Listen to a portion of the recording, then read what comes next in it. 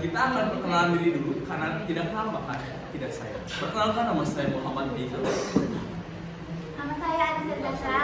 Nama saya Kaisa. Nama saya Rizda. Nama saya Dafa Raja Brian.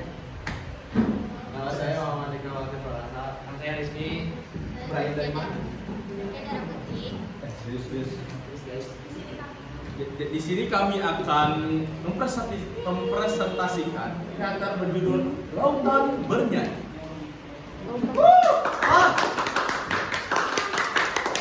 Karya Putu Wijaya dengan jumlah aktor yaitu 7. Di sini penampilannya ada Comol, ada Paniela, ada Rudi, ada Dukun, ada Dayu Sanur, ada Adenan sama Kapten Leo. Aku mau jadi dukun. Boleh. Jadi Ya. Selanjutnya ada aktor figuran. Ini ada grup kapal lainnya, pedagang pelabuhan, dukun lokal, penduduk desa di pesisir, penjaga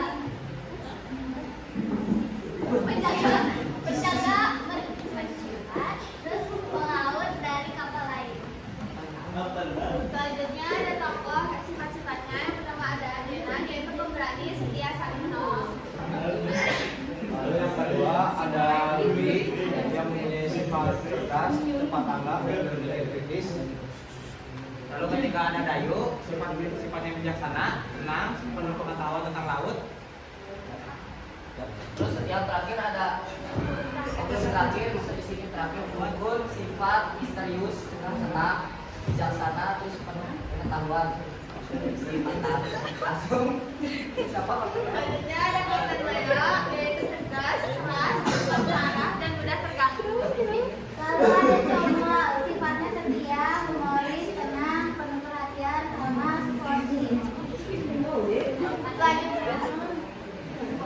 Selanjutnya ada Paniela. Sifatnya ada penuh perhatian, informatif, sedikit cemas atau kaget. Selanjutnya ada cerita dan naskah. Terdapat 11 adegan. Yang pertama, disebut malam yang suram. Kapten Leo, di sebuah malam yang suram, Kapten Leo berdiri memandang laut. Tangannya memeluk sepucuk senapan sebab ia mendengar suara yang mengganggu pikirannya dan tak jelas sumbernya. Yang kedua, beberapa lama kemudian, Kapten Leo masuk kampung malam. Sayur dengan nama dia. Yang Paniela, dia memberitahu Kapten bahwa di depan sedang ada mama dan banyak orang yang malu. Kapten Leo tidak peduli dan ia mengangkat senapannya menembak beberapa kali. Tunggu. ada yang ketiga Comol dengan mentalnya keluar dalam perut kapal laut. Comol melihat celahnya. Siulan dan menyangkal menanyakan kepada kapten, apakah dia bersiul? Lalu kapten menjawab tidak. Lalu Comol dengan suara tertawa dan kembali menanyakan kepada kapten, apakah dia tertawa? Kapten lagi menjawab tidak. Padahal yang bersiul dan tertawa tadi itu adalah suara Kapten Leo. Adegan keempat, Kapten Leo merasa terganggu dengan suara tersebut dan mengeluarkan senapannya, menembak beberapa kali ke arah suara itu. Paniela yang panik berteriak agar Kapten tidak menembak, dan suara tersebut mengumpat jauh. Setelah itu, Kapten Leo mengambil peluru dari jaketnya dan menyalakannya, menunjukkan bahwa dia tidak peduli dengan ancaman dari pantai. Ada dalam 5, memang setelah Paniela meninggalkan kapal, Comol tidur di tumpukan tali. Kapten masih duduk seperti tadi. Langit nampak gelap. Sayup-sayup masih terdengar suara burung dari pantai. Ruby dan Adenan datang dari pantai naik senapan sampan. Terdengar suara Adenan memanggil. Lalu yang keenam, setelah Adenan dan Ruby pergi, langit mendung. Sekali-kali ada kilat dan suara petir dari kejauhan. Kapten Leo menerimanya dengan gelisah. Comol duduk jauh dari lubang yang menuju perut kapal. Dia menutup mukanya dengan putus asa. Kemudian suara burung di kejauhan dan kilat itu semakin membingungkan. Adegan ketujuh, setelah malam yang hujan lebat, kelihatan Comol duduk memandang ke tengah. Lalu sering-sering dia mulai perut kapal laut. Dengan ketakutan di atas peti terlihat kerang yang besar. Sebuah sampan mendekati membawa Ruby dan Adena. Kapten Leo terus memukulnya berulang kali sambil mengutuk. Setelah malam yang lebar, kelihatan Congol duduk memandang ke tengah pohon. Sering-sering ia menoleh ke burung bakal dengan ketakutan. Di atas bukit terlihat orang yang besar. Sebuah sampan berkuda kaki membawa Ruby dan Athena. Yang kesembilan, Congol terpelanting jatuh ke laut.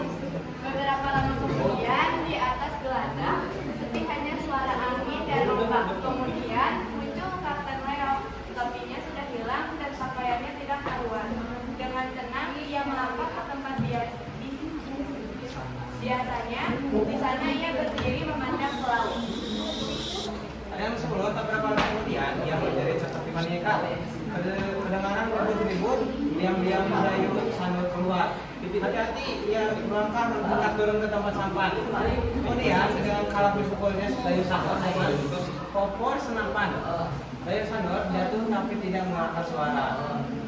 Adegan yang ke-11 dan yang terakhir, Adenan membidikan senapannya pada Kapten Leo. Tiba-tiba kapal itu bergerak dengan keras.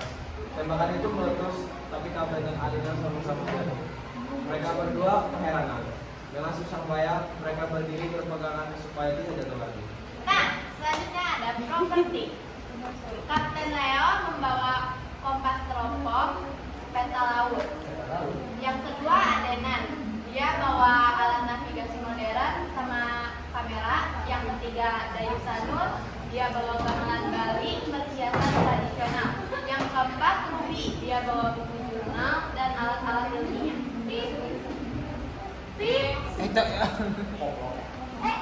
Nah, selanjutnya ada properti lagi. Yang pertama kapal, roda kemudi, layar atau tiang kapal, jangkar. Desa di pesisir membutuhkan alat-alat pertanian dan perikanan contohnya dari ikan, keranjang dan lain-lain. Ketiga ada penjaga bersuara, lentera besar, peta dan buku lama. Yang keempat ada buku lokal, alat-alat visual, iman dan iman, laut dan alat sekitar, efek, Ngopi. Nah ini dia videonya. Videonya ngebawa sudah. Jadi tonton aja di print. Nah ini ada data ya guys. Wah, sejam kan? Iya sudah video masih aja guys. Nanti dikirim yang linknya. Oke. Next. Pip. Pip. Thank you.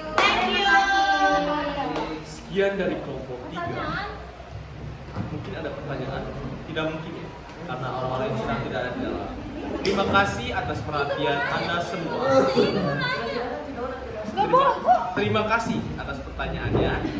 Terima kasih atas Suaranya mana? Mohon maaf bila ada salah-salah kata. Kami dari kelompok 3 mengucapkan Wassalamualaikum warahmatullahi